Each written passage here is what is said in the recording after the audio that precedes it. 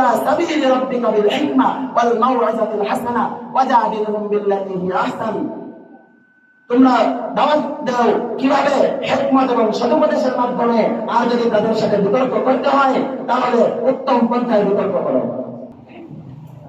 ইন্নাল হামদালিল্লাহ নাহমাদুহু ওয়া নাস্তাঈনুহু ওয়া নাস্তাগফিরুহ ওয়া নাউযু বিল্লাহি মিন শুরুরি আনফুসিনা ওয়া মিন সাইয়্যাতি আ'মালিনা। আম্মা বা'দ, আউযু বিল্লাহি মিনাশ শাইতানির রাজীম। বিসমিল্লাহির রাহমানির রাহিম। হুয়াল্লাযী আরসালা রাসূলাহু বিল হুদা ওয়া দীনিল হক লিইয়ুযহিরাহু আলাদ দীনি কুল্লিহি। সাদাকাল্লাহুল আযীম। আজ সারা বিশ্বে মুসলমান নির্যাতিত, নিপীড়িত, অবহেলিত, পরিচালিত। যেখানে মুসলমান সেখানে আজ মুসলমান অবক্ষয়ের পথে, অধঃপতনের পথে। কিন্তু মুসলিম উম্মাহ তো অধঃপতনের মধ্যে ছিল না। যে ধর্ম সমাজে আলো ন্যায় ইনসাফ প্রতিষ্ঠার জন্য এসেছিল, সংসার বিশৃঙ্খলাকে পরিপূর্ণভাবে বাধা দিয়েছিল, যার যে ইসলাম ধর্ম সারা পৃথিবীতে দ্রুত বেগে ছড়িয়ে পড়েছিল। এখন পৃথিবীর গোড়ায় গোড়ায় দেশায় দেশায় ইসলাম ধর্ম ছড়িয়ে আছে। কিন্তু আজ আমরা কেন এই অধঃপতনের মধ্যে? কোরআন, হাদিস, ইতিহাস বিশ্লেষণ করলে একথা প্রতীয়মান হয় যে রাসূল আরবী সাল্লাল্লাহু আলাইহি ওয়াসাল্লামকে পৃথিবীতে প্রেরণ করেছিলেন আল্লাহ সুবহানাহু ওয়া তাআলা সত্য ধর্ম ইসলাম পবিত্র গ্রন্থ আল কোরআন দিয়ে। আর আল্লাহ তাআলা ঘোষণা করে দিয়েছিলেন, হুয়াল্লাযী আরসালা রাসূলাহু বিল হুদা ওয়া দীনিল হক লিইয়ুযহিরাহু আলাদ দীনি কুল্লিহি। যে ধর্মকে তিনি অন্য সকল ধর্মের উপর বিজয় করবেন আর বাকি সকল ধর্মকে তিনি পরাজিত করবেন। তাহলে আজ কেন মুসলমানরা এই অধঃপতনের মধ্যে? মদিনায় 10 বছর মহানবী সাল্লাল্লাহু আলাইহি ওয়াসাল্লামের জামানায় ইসলাম ধর্ম ছিল বিজয়ী শক্তি। খুলাফায়ে রাশিদিনের জামানায় 29 বছর ছিল ইসলাম বিজয়ী শক্তি। আব্বাসীয় খলিফার জামানায় ইসলাম ছিল বিজয়ী শক্তি। আজ মুসলমান কেন পরাজিত? প্রিয় উপস্থিতি, হযরত ওমর ইবনে খাত্তাব রাদিয়াল্লাহু আনহু জামানায়, ইবনে ওমর আব্দুল আজিজ এর জামানায়, খলিফা আল মানসুরের জামানায়, আবু জাফর আল মানসুরের জামানায় আব্বাসীয় খলিফা কোন নাসারা, কোন ইহুদি, কোন কাফেরের পক্ষে মুসলমানদের সামনে মাথা উঁচু করে দাঁড়াবার সাহস ছিল না। কোন মুসলমানদের শরীরে তুলে দেওয়ার মতো সাহস ছিল না। আর যদি সালাউদ্দিন আইয়ুবীর মতো কোনো মুজাহিদ থাকতো তাহলে মুসলমানদের উপর এভাবে নির্যাতন, নিপীড়ন চালাতে পারত না, কখনো সম্ভব হতো না। প্রিয় উপস্থিতি, তাহলে আমরা অধঃপতনের মধ্যে কেন? কুতুবুল আলম হুসাইন আহমদ মাদানী নাওয়ারাল্লাহু মারকাদাহু এর উস্তাদ শাইখুল হিন্দ আল্লামা মাহমুদুল হাসান দেওবন্দি রাহিমাহুল্লাহ এর কারণ হিসেবে দুটি মৌলিক কারণ উল্লেখ করেছেন। এর মধ্যে একটি কারণ হচ্ছে আজ মুসলমান কোরআন ছেড়ে দিয়েছে। কোরআন ছেড়ে দিয়েছে কথার মর্ম কি? কোরআনের তেলাওয়াত ছেড়ে দিয়েছে যেভাবে তেলাওয়াত করা উচিত ছিল। কোরআনের মধ্যে নিহিত অর্থ মর্ম বোঝার চেষ্টা ছেড়ে দিয়েছে। কোরআনের মধ্যে যে তালিম তারবিয়ত রয়েছে সেগুলোকে আমলে নেওয়া ছেড়ে দিয়েছে। এই কোরআন ছেড়ে দিয়েছে কথার মধ্যে এই তিনটি অর্থ নিহিত রয়েছে। কোরআন তেলাওয়াত একটি স্বতন্ত্র ইবাদত। কোরআন কারীমের হুকুক আদায়ের সর্বপ্রথম শ্রেণী হচ্ছে কোরআন কারীমের তেলাওয়াত। আজ মুসলমান কোরআন কারীমের তেলাওয়াত ছেড়ে দিয়েছে। কোরআন কারীমের তেলাওয়াত শুধুমাত্র তেলাওয়াতের একটি বড় সৌভাগ্যের বিষয় এবং বড় আমল। হাদিস শরীফের মধ্যে এসেছে, রাসূল আকরাম সাল্লাল্লাহু আলাইহি ওয়াসাল্লাম ইরশাদ করেন, কোরআন কারীমের প্রতিটি অক্ষর তেলাওয়াত করলে 10টি করে নেকি হয়।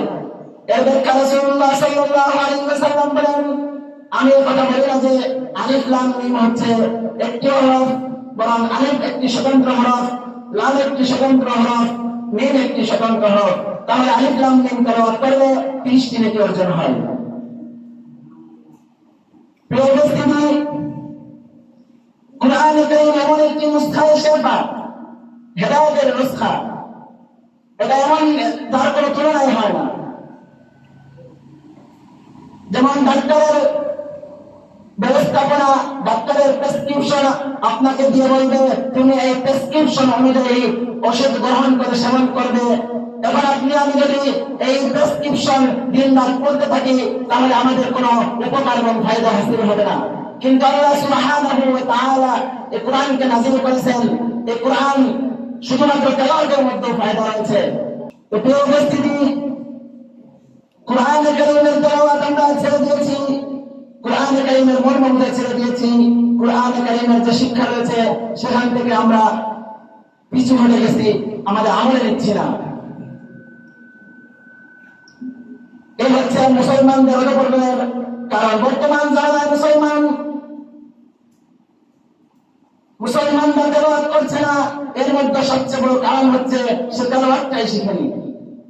আজ বড় বড় পদ পদবীর মালিক হয়ে গেছে, আমির হয়ে গেছে, নেতা হয়ে গেছে, সে সমাজের মান্যগণ্য ব্যক্তি হয়ে গেছে, কিন্তু তাকে কোন আল্লাহ দাঁড়িয়ে তিনি কম বলতে পারেন না।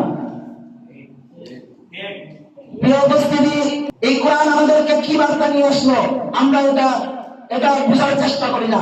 মুসলমান সমাজে এটা বোঝার চেষ্টা করে না। মুসলমান সমাজে এক সময় এই ঐতিহ্য ছিল যে মুসলমান, এমন কোন মুসলমান খুঁজে পাওয়া যেত না যে সে একদিন গোটা দিন কাটিয়ে দিয়েছে কিন্তু তেলাওয়াত করছে না, এমন মুসলমান পাওয়া অসম্ভব ছিল।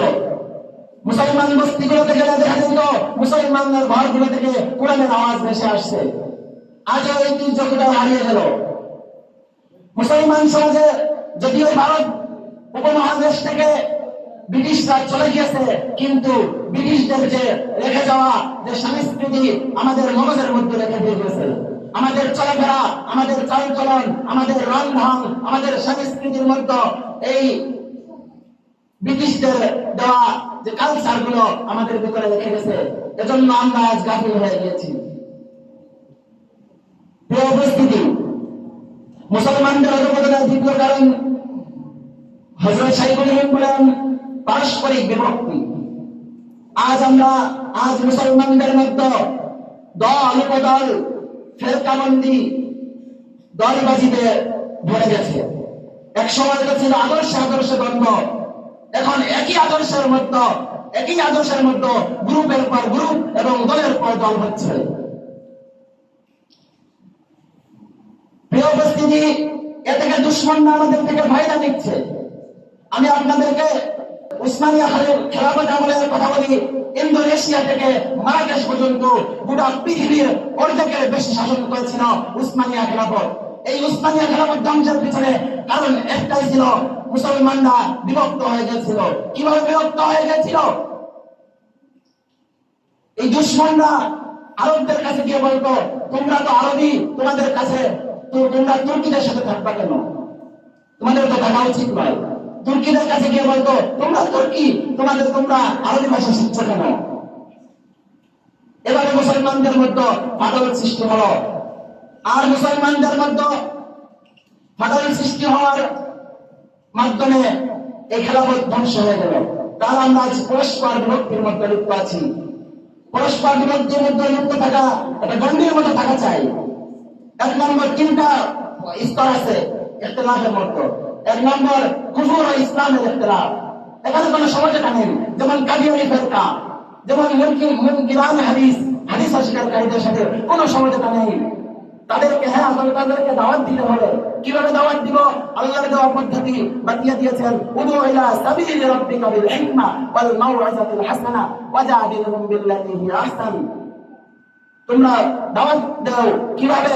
হিকমত এবং সদুপদেশের মাধ্যমে। আর যদি তাদের সাথে বিতর্ক করতে হয় তাহলে উত্তম পন্থায় বিতর্ক করো। দ্বিতীয় স্তর হচ্ছে হক বাতিলের ইখতিলাফ। হক বাতিলের ইখতিলাফ কি? যে বাতিল এগুলো ইসলামের চৌহদ্দির মধ্যে আছে, কিন্তু তাদের মধ্যে কিছু ভ্রান্তি এবং বাতিল আকীদা ঢুকে গিয়েছে। তাদের সাথে বাড়াবাড়ি করা যাবে না, তাদের উপর জুলুম করা যাবে না। তৃতীয় আরেকটি স্তর হচ্ছে মাযহাবগত ইখতিলাফ। যেমন হানাফি, শাফিঈ, মালিকি, হাম্বলি মাযহাব, প্রত্যেকটি মাযহাব হলো হক, এর কোনটি ভ্রান্ত নয়। যেমন একজন মুসলমান গায়ের শাফিঈ মুসলমান কোন শাফিঈ মুসলমানের উপর একথা আপত্তি তুলতে পারে না যে ভাই তুমি কেন নামাজের মধ্যে হাত উত্তোলন করো, ভাই তুমি কেন আমিন জোরে বলো। এটা যেমন তার আপত্তি তোলার কোনো সুযোগ নাই, তার কোনো আপত্তি তোলা জায়েজ নাই, কারণ প্রত্যেকটি এটা হলো মুস্তাহিদ ফিল মাসআলা, এর সাথে কোনো ইখতিলাফ হতে পারে না।